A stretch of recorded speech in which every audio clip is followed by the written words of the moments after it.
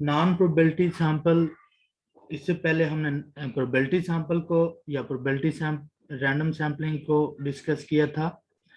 Probability कह लें या रैंडम कह लें, एक बात हमें कहना पड़ेगी, रैंडम सैम्पलिंग या प्रोबेबिलिटी सैम्पलिंग, तो उसमें हमने डिफरेंट मेथड्स प्रोबेबिलिटी सैम्पलिंग के या रैंडम सैम्पलिंग के पढ़े थे, जिसमें हमने simple random sample, stratified random sample, systematic random sample और क्लस्टर रैंडम सैंपल को डिस्कस किया था।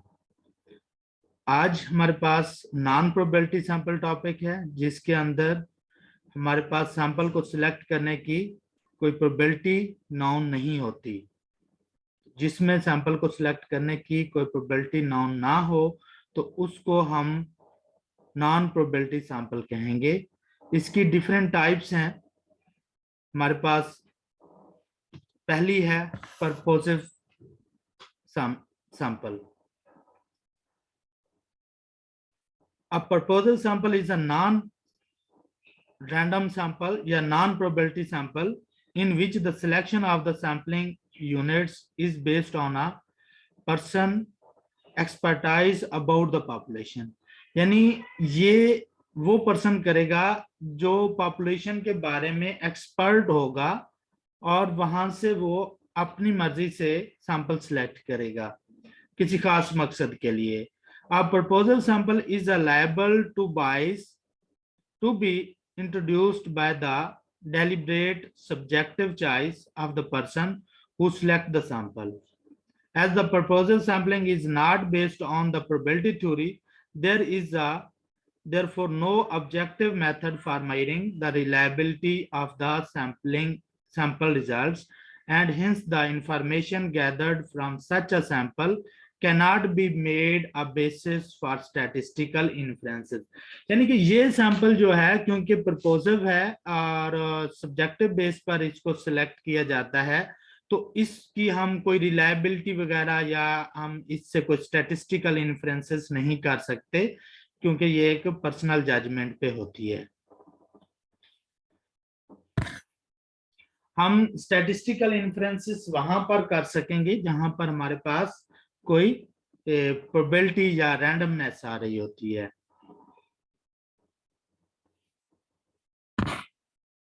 आगे वो इसके ड्रॉबैक बता रहे हैं। The purposive sampling, in spite of these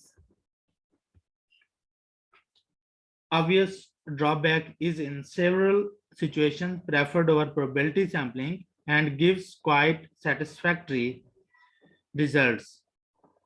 यानी इसके ड्रॉबैक्स के साथ साथ इसका बेनिफिट भी बता रहा है। For instance, when taking a sample of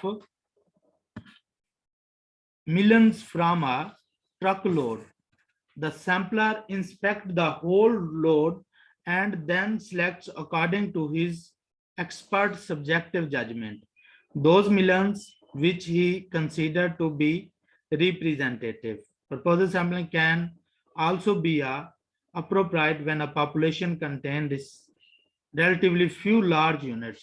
यानी इसमें वो ये कह रहा है कि हमारे पास फॉर एग्जांपल एक ट्रक है खरबूजे का, और अगर एक बंदा एक्सपर्ट नहीं है जो उसको देखकर पूरे पॉपुलेशन यानी खरबूजों की देखकर वहां से वो सिलेक्ट कर लेगा सैंपल, अगर वो एक्सपर्ट होगा, यानी उसको हाउ नाउ होगी कि कौन सा मीठा है कौन सा नहीं है, तो उसको वो देखकर उसमें से सिलेक्ट करके पॉपुलेशन पूरी के बारे में वो अंदाजा लगा सकता है। तो इसमें ये होगा कि सिर्फ पर्सनल जजमेंट आ जाती है। अब हमारे पास नेक्स्ट टॉपिक इसका है quota sample. A quota sample is a type of judgment sample. It is a sample usually of human being in which the information is collection purposefully from the segments of the population। यानी इसमें population के different segments बनाए जाते हैं और उसमें से हर segments में से एक खास प्रोपोर्शन से हमें सैंपल सिलेक्ट करना होता है पर्सनल जजमेंट पर, वो भी, तो उसको हम कोटा सैंपलिंग कहते हैं। जो हम पॉपुलेशन के डिफरेंट सेगमेंट बनाते हैं उनको हम कोटा कहेंगे। फॉर एग्जांपल, हमारे पास पंजाब में अगर हम देखें तो अब पीपीएससी ने कोटा मुकर्रर किया हुआ है साउथ पंजाब का भी कुछ परसेंट। तो एक खास यानी पूरी पॉपुलेशन को उसने दो पार्ट्स में डिवाइड किया है, साउथ पंजाब, पंजाब की अगर बात करते हैं, और अपर पंजाब में, तो उसका मखसूस कोटा कर दिया है, और उस कोटा से अगर सिलेक्शन होगी तो उसको हम कोटा कहेंगे। इस तरह वुमेन और मेन का कोटा हो सकता है। रूरल अगर सिंध की तरफ हम जाते हैं तो वहां पर रूरल और अर्बन की पोस्टें अलग-अलग आती हैं, तो वो भी उनका एक रूरल अर्बन कोटा कहलाता है।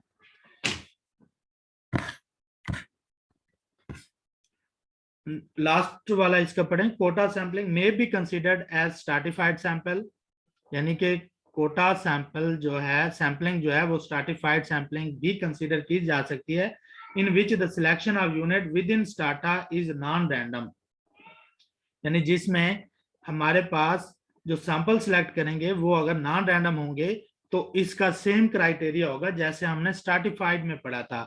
स्ट्रैटिफाइड में भी हम क्या करते थे, हम डिफरेंट स्टार्टअप बना देते थे जो आपस में तो एक जैसे, आपस में डिफरेंट थे, उनके अंदर वैल्यूज एक जैसी थी, यानी हेट्रोजीनियस हम ग्रुप बना लेते थे, और उन ग्रुप में से प्रोबेबिलिटी को लगाकर हम सैंपल सिलेक्ट करते थे, तो वो स्ट्रैटिफाइड सैंपलिंग कहलाता था।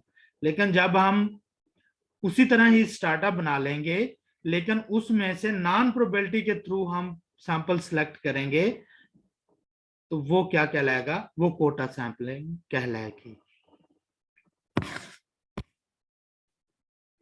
नेक्स्ट हमारे पास इसमें, इस बुक में नहीं है, जी.आर. पाशा की बुक में था, स्नोबॉल सैंपलिंग या कन्वीनियंस सैंपलिंग भी उसको कहते हैं, स्नोबॉल या कन्वीनियंस सैंपलिंग। उसमें यह होता है कि हम अगर इंफॉर्मेशन इकट्ठी कोई डाटा कलेक्ट कर रहे हैं, जो इंडिविजुअल हमें मिलता है उसी से हम पूछ लेते हैं, तो उसको हम कन्वीनियंस सैंपलिंग कहते हैं। और स्नोबॉल सैंपलिंग इस तरह की होती है कि अगर मैंने आपसे इंफॉर्मेशन ली है और आपने किसी और को रेफर कर दिया है, उससे मैंने इंफॉर्मेशन ली है, उसने आगे किसी और को रेफर कर दिया है और उससे इंफॉर्मेशन ली है, तो इसको स्नोबॉल सैंपलिंग या रेफरल सैंपलिंग भी कहा जाता है। तो ये भी हमारे पास नॉन प्रोबेबिलिटी सैंपलिंग कहलाती है, इसमें आप लिख लें स्नोबॉल सैंपलिंग या रेफरल सैंपलिंग। आगे हमारे पास सैंपलिंग डिस्ट्रीब्यूशंस आती हैं। नेक्स्ट टॉपिक है सैंपलिंग डिस्ट्रीब्यूशन इज डिफाइंड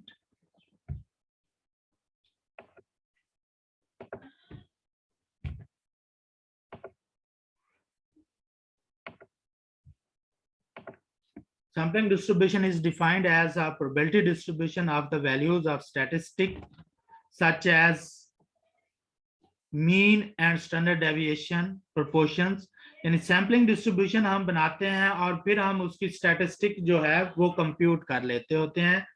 एक तरफ हम पॉसिबल तमाम सैंपल्स लिखेंगे, फिर उनकी आगे फ्रीक्वेंसी लिखेंगे और फिर उनकी आगे हम प्रोबेबिलिटी बना लेंगे। प्रोबेबिलिटी बनाने के बाद हम इनकी स्टैटिस्टिक जो है वो कंप्यूट कर सकते हैं। जैसे हमारे पास सैंपल का मीन, सैंपल का स्टैंडर्ड डेविएशन, सैंपल का प्रोपोर्शन, इन सब की आगे हम डिस्ट्रीब्यूशंस बना सकते हैं।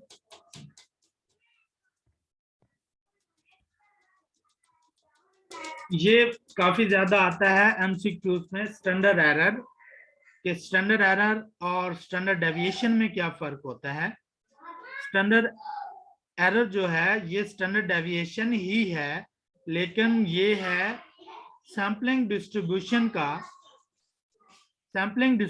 का जो स्टैंडर्ड डेविएशन है उसको हम स्टैंडर्ड एरर कहेंगे। The standard deviation of a sampling distribution of a sample statistic is called the standard error, और इसको एब्रिविएटेड किया जाता है SE के साथ। The standard error thus measure the dispersion of the values of the statistic that might be computed from all possible samples, whereas the standard deviation of the population or sample measure the dispersion of the values of the population sample units about the। अब इसमें वो क्या बता रहा है कि जो हमारे पास स्टैंडर्ड एरर है ये वेरिएशन शो करता है जो हमने सैंपल को सिलेक्ट किया है उन सैंपल की वैल्यूज का आपस में वेरिएशन जो है उसको ये बताता है। और जो स्टैंडर्ड डेविएशन होता है वो अगर हम सैंपल या पॉपुलेशन का निकाल रहे होते हैं तो उनकी ऑब्जर्वेशन या जो वैल्यूज होती हैं उनकी वेरिएशन ये बताता है। अब sampling distribution of the mean, अगर हम sampling distribution of the mean find कर रहे होंगे तो हमें क्या करना पड़ेगा, जितने भी पॉसिबल सैंपल होंगे हर सैंपल का हम मीन निकाल लेंगे। हर सैंपल का मीन निकाल के फिर हम उसको डिस्ट्रीब्यूशन में फिट करेंगे, यानी एक दफा जितनी भी उसकी पॉसिबल वैल्यूज आएंगी एक्स बार की उनको हम एक कॉलम में लिखेंगे और आगे फिर उनकी हम फ्रीक्वेंसी बनाएंगे। फॉर एग्जांपल एक हमारे पास मीन आया है 5 तो हम देखेंगे 5 कितने टाइम आया है उसको फ्रीक्वेंसी में लिखेंगे। दूसरा हमारे पास मीन 6 आया है तो 6 कितने टाइम आया है उसको हम फ्रीक्वेंसी वाले कॉलम में। इस तरह हमारे पास ये एक डिस्ट्रीब्यूशन बन जाएगी। टोटल फ्रीक्वेंसी को फिर हम उसके हर फ्रीक्वेंसी को उसकी टोटल फ्रीक्वेंसी पे डिवाइड कर देते हैं तो उसकी हमारे पास P ऑफ X बन जाता है, यानी प्रोबेबिलिटी बन जाती है। जैसे हम पिछले चैप्टर्स में रिलेटिव फ्रीक्वेंसी निकाल रहे थे, रिलेटिव फ्रीक्वेंसी भी इसी तरह ही निकलती है कि फ्रीक्वेंसी को उसकी टोटल फ्रीक्वेंसी पे डिवाइड कर दिया जाता है। तो सेम ये क्राइटेरिया, इसकी प्रोबेबिलिटी अगर फाइंड करेंगे तो वो भी इसी तरह फाइंड हो जाएगी। ये इसकी कुछ प्रॉपर्टीज हैं पॉसिबल सैंपल सिलेक्ट करने की भी, कि अगर हमारे पास विद रिप्लेसमेंट या विदाउट रिप्लेसमेंट आ रहा है। विद रिप्लेसमेंट आ रहा है तो हम n की पावर n ले लेते हैं पॉसिबल सैंपल्स के लिए। जैसा कि हम अगर कॉइन टॉस कर रहे हैं 3 कॉइन्स टॉस किए हैं तो कैपिटल N उसका 2 होता है और 3 टाइम किया है तो उसकी पावर 3 आ जाएगी, तो 8 पॉसिबल सैंपल बनेंगे। और अगर विदाउट रिप्लेसमेंट हो तो n कॉम्बिनेशन स्मॉल n के साथ हम उसके पॉसिबल सैंपल बनाते हैं। तो इनके आपने जस्ट रिजल्ट याद रखने हैं कि x bar is equal to, ये प्रॉपर्टीज इनकी आपको पता होनी चाहिए कि इसका जो x बार है वो म्यू के इक्वल है और इसका जो स्टैंडर्ड डेविएशन होगा वो sigma over n under root के होगा अगर हमारे पास विद रिप्लेसमेंट होगा। अगर विद आउट रिप्लेसमेंट होगा तो इस सिग्मा x बार के साथ हम n माइनस n और n माइनस 1 स्क्वायर रूट भी साथ लगाएंगे। अगर विदाउट रिप्लेसमेंट हुआ तो फिर लगाना है, अगर विद रिप्लेसमेंट है तो फिर सिर्फ sigma over n under root आएगा हमारे पास। तो ये प्रॉपर्टी आपने ये दोनों इसकी याद रखनी है कि mean x bar is equal to mu ही होगा हमेशा, चाहे विद रिप्लेसमेंट हो या विदाउट रिप्लेसमेंट हो। और जब हमारे पास सैम्पलिंग विदाउट रिप्लेसमेंट हो तो उसका सिग्मे के साथ, सिग्मा x बार के साथ हम ये वाला फैक्टर भी साथ लगाएंगे। इसको FCF कहते हैं, फाइनाइट करेक्शन फैक्टर।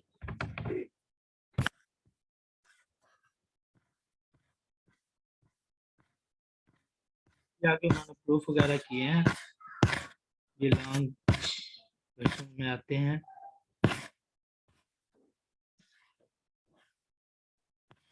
ये स्टैंडर्डाइज्ड नॉर्मल वेरिएबल्स कंप्यूट किया है सेंट्रल लिमिट थ्योरम के तहत कि इसको हम कन्वर्ट कर सकते हैं इसकी प्रोबेबिलिटी फाइंड करने के लिए।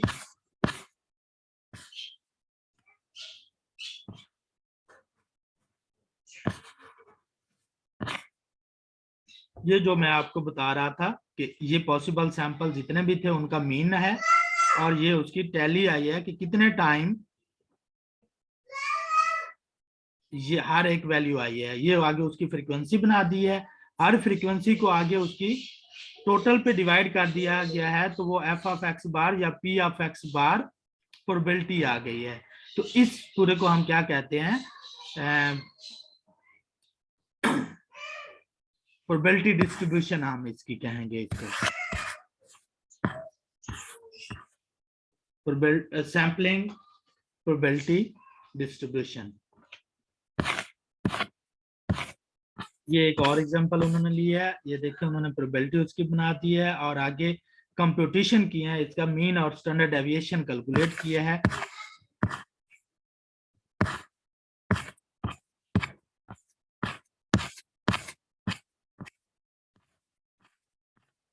ये सारे न्यूमेरिकली उन्होंने एग्जांपल दी है।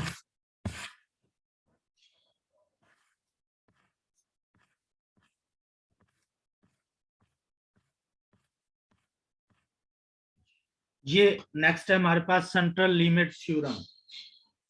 The central limit theorem is perhaps the most important theorem in all of the statistical inferences.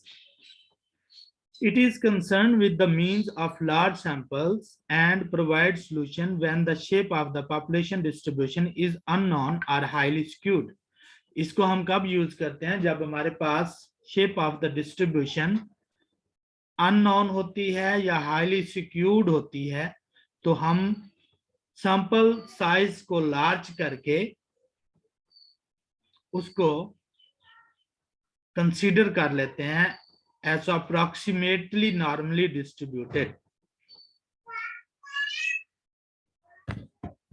The theorem states that if a variable x from a population has a mean mu and a finite variance sigma square, then the sampling distribution of the sample mean x bar approaches a normal distribution with mean mu and variance sigma square over n. तो हमारे पास जो आम population distribution होती है जिसका हमारे पास sigma square हो और मीन एक्स बार हो, तो उसको फिर हम कन्वर्ट कर देते हैं सिग्मा स्क्वायर ओवर एन, यानी इसका हम स्टैंडर्ड एरर ले लेते हैं। सिग्मा स्क्वायर ओवर एन जो है, अगर इसका स्क्वायर रूट कर दें तो ये स्टैंडर्ड एरर के इक्वल हो जाता है। तो इसमें उन्हें क्या चाहिए, n अप्रोचेस टू लार्ज या इन्फिनिटी हम इसको कहते हैं। n जब हम इसका लार्ज कर देंगे तो हम फिर नॉन नॉर्मल डिस्ट्रीब्यूशन को भी अप्रोक्सीमेटेड टू नॉर्मल डिस्ट्रीब्यूशन कह सकते हैं, और ये वाले हमारे पास उसकी प्रॉपर्टीज बन जाएंगी, सिग्मा स्क्वायर ओवर n और म्यू उसका मीन होगा।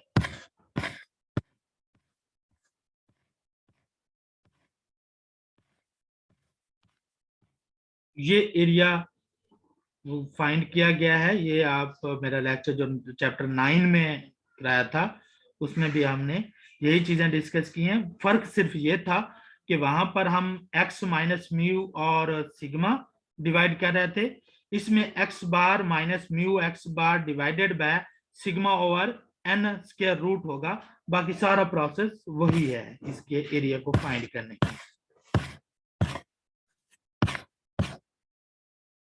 आगे sampling distribution of the difference between means, तो इसमें क्या करता है वो, जब दो पॉपुलेशंस लेता है और उसमें से सैम्पलिंग करता है,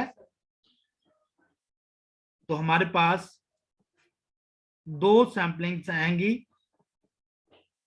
या दो रैंडम वेरिएबल्स होंगे जिसके थ्रू हम सैंपल करेंगे, एक x1 एक x2, और फिर हम उनका डिफरेंस लगाएंगे जो सैंपल्स होंगे एक, तो उन सैंपल्स का डिफरेंस करके फिर हम टैली करेंगे और फिर उसकी प्रोबेबिलिटी डिस्ट्रीब्यूशन बनाएंगे या सैम्पलिंग डिस्ट्रीब्यूशन भी उसको हम कहेंगे, और फिर उनकी हम रिजल्ट कंप्यूट करेंगे मीन और स्टैंडर्ड डेविएशन।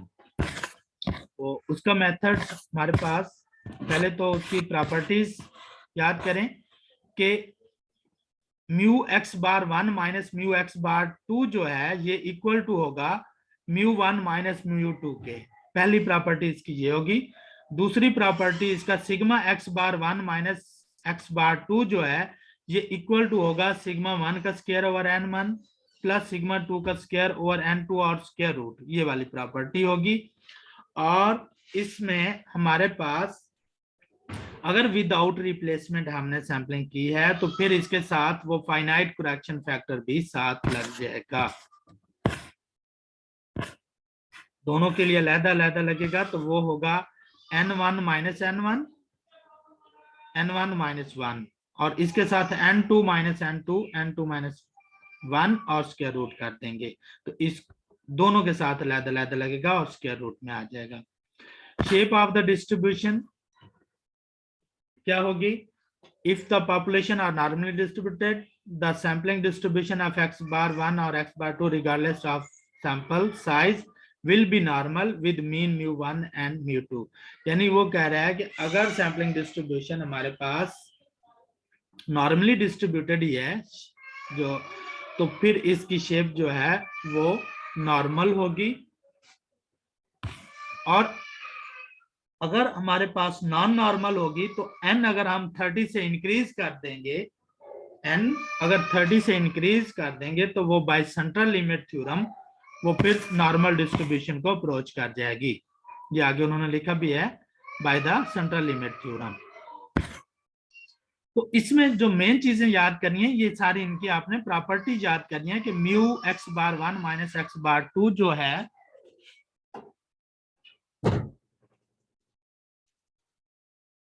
और सिग्मा एक्स बार 1 माइनस एक्स बार 2 जो है इनके जो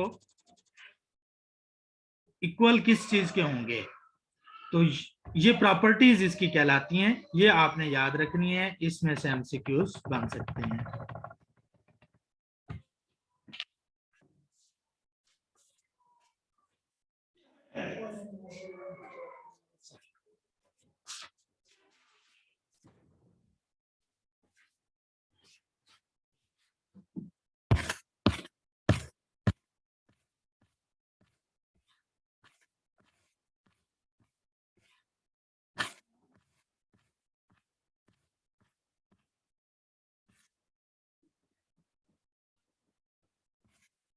ये सारे न्यूमेरिकल किए गए हैं।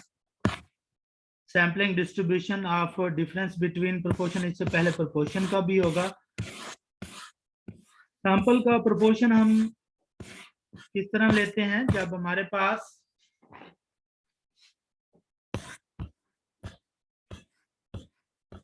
x ओवर n करके हम प्रोपोर्शन फाइंड करते हैं कि x हमारे पास फेवरेबल केसेस होंगे और n हमारे पास टोटल केसेस होंगे एक सैंपल के अंदर।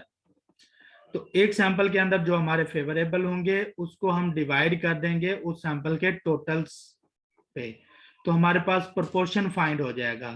फिर हर प्रोपोर्शन का हम क्या करेंगे सैम्पलिंग डिस्ट्रीब्यूशन बना लेंगे। तो इसकी जस्ट आपने प्रॉपर्टी याद रखनी है।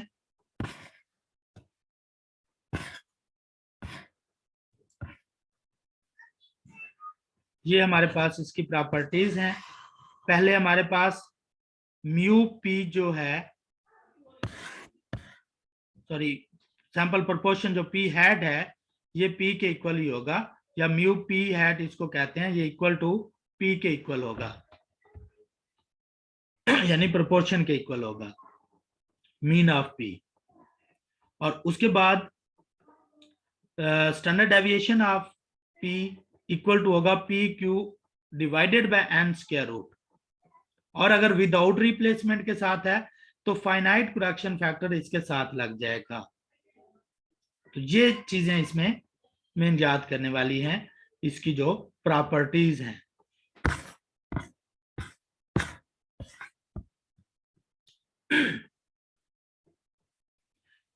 एक ये चीज इंपॉर्टेंट है, from a finite population and where alpha q is equal to 1 minus p, it is important to remember that n minus n, n minus 1 is to be used when the sample size n is 5% or more than 5% of the population size n,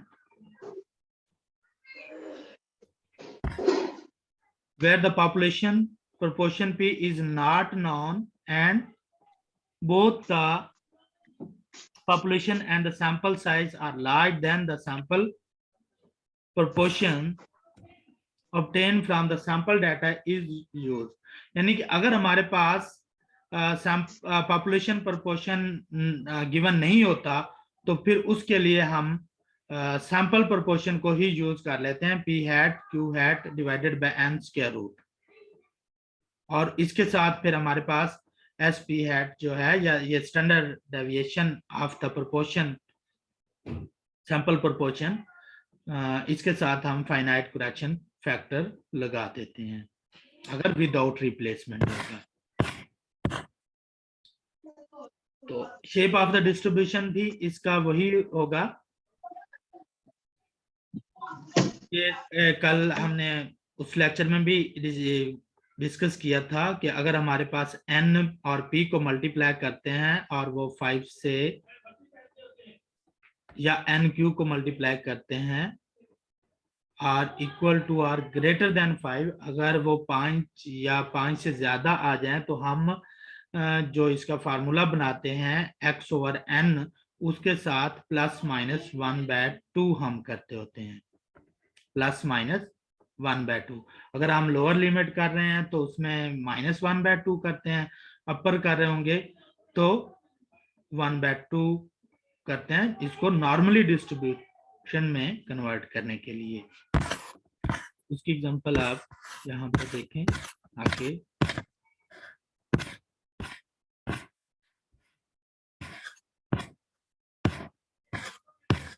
ये 2 populations होंगी तो फिर हमारे पास इसकी ये properties बन जाएंगी।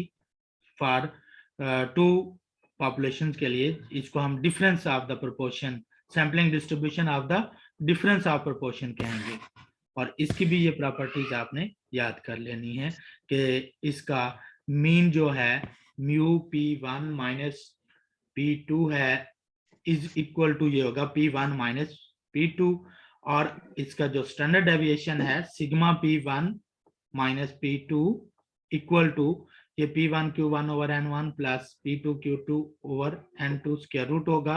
और अगर इसमें p1 और q1 p1 और p2 इक्वल होंगे तो वो कॉमन आ सकता है pq, तो फिर इस तरह भी हम इसको लिख सकते हैं।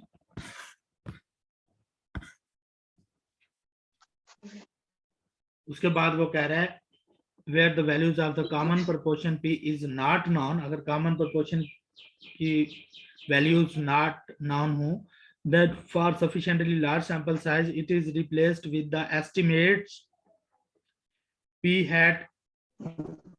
अगर हमारे पास पॉपुलेशन प्रोपोर्शंस की वैल्यूज नहीं होंगी तो हम उनका सैंपल्स का कंबाइन प्रोपोर्शन फाइंड कर लेते होते हैं। सैंपल का कंबाइन प्रोपोर्शन फाइंड करने के लिए हम n1p1 plus n2p2 divided by n1 plus n2, तो इसको हम इसके अंदर यूज कर लेंगे। ये उस सूरत में करना है जब हमारे पास पॉपुलेशन का प्रोपोर्शंस, दोनों पॉपुलेशन के प्रोपोर्शंस नॉट गिवन होंगे तो या नॉट नाउन होंगे, तो फिर हम ये इस तरह करेंगे।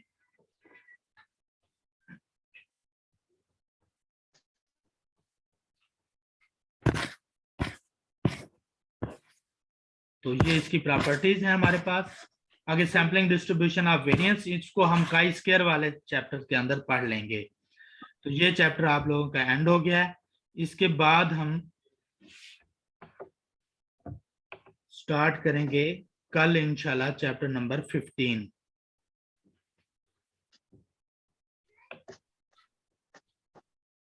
किसी का अगर कोई क्वेश्चन है तो वो पूछ सकता है।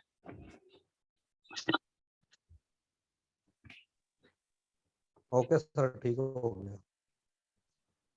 ओके ओके, अल्लाह हाफिज। अस्सलाम वालेकुम सर। वालेकुम सलाम। सर ये जितने लेक्चर आपने किए हैं तो ये एक प्लेलिस्ट के फॉर्म में नहीं हमें मिल सकते रिकॉर्डेड सारे एक जगह पे? इसकी प्लेलिस्ट जब सारे अपलोड हो जाएंगे तो फिर मैं आपको कर दूं। आप जस्ट मेरे वाले चैनल पे जब क्लिक करेंगे ना, उसका लिंक मैं आपको सेंड करूंगा, फिर आपके पास सिर्फ वही खुलेगा, तो उसमें सारे तरतीब के साथ कीमत है। मैं उस चैनल का जो है ना लिंक ग्रुप में सेंड कर देता हूँ। मैं हाँ जी, चैनल, तो वो सारे फिर सीक्वेंस से जो है ना ओपन हो गए थे। हाँ बिल्कुल इस तरह हो जाएगा। चैनल को तो सब्सक्राइब किया हुआ है। चैनल का लिंक पे आप क्लिक करेंगे ना, जैसे फॉर एग्जांपल अभी मैं आपको दिखा देता हूँ। समझ आ गई, ठीक है। आ गई है ना, आप उस पे क्लिक करेंगे चैनल पे, तो वो पूरे जी जी सर। मेरे ही आपको शो हो जाएंगे लेक्चर, वो तरतीब के साथ ही उसमें है जी। जब कंप्लीट हो जाएंगे फिर इसकी प्लेलिस्ट में बनाऊंगा। सही है, चलें ठीक है, थैंक यू ठीक है, सो अल्लाह मच। हाफिज़।